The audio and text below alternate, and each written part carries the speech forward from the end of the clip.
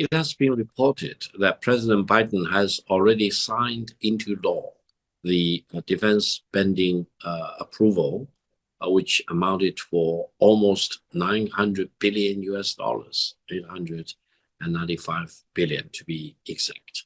It also means that the United States is spending so much on national spending, not to promote peace, because you do not need that much money to promote peace.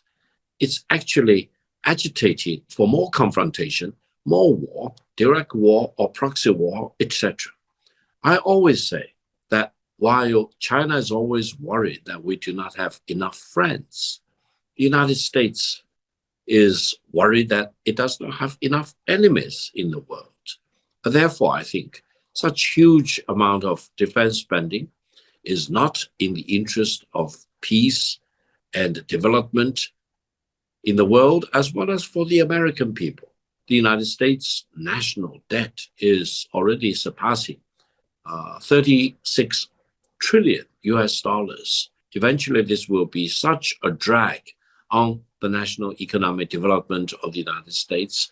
And then it will really narrow down on the flexibility of the federal government and the United States as a whole as to how and whether they can still achieve any meaningful economic development. I don't think the United States would need that much money to agitate for war and to weaken the foundation for peace in the world. Of course, one of the major problems is the extraordinary role played by the defense complex in US politics. There are increasingly more people in the United States which actually have second thoughts about such extraordinary important role played by the defense complex in the United States. They want to have a more rational view of the defense spending. They also want to see whether the defense complex itself can be more tamed. They should not be so aggressive in promoting their own vested interest in the United States political situation.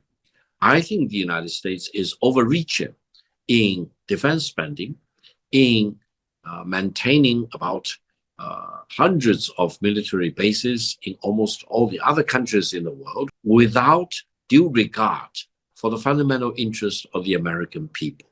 It will be much better if the United States government spend more for the living standards of the people, to improve the infrastructure connectivities, to repair those bridges, for example, and you are talking about thousands of them in disrepair, and also internationally promoting peace, talking about cooperation, rather than going to the hilt in promoting Cold War mentality or using proxy wars of all kinds in different parts of the world and agitating for war and rivalry and confrontation rather than peace and cooperation and partnership.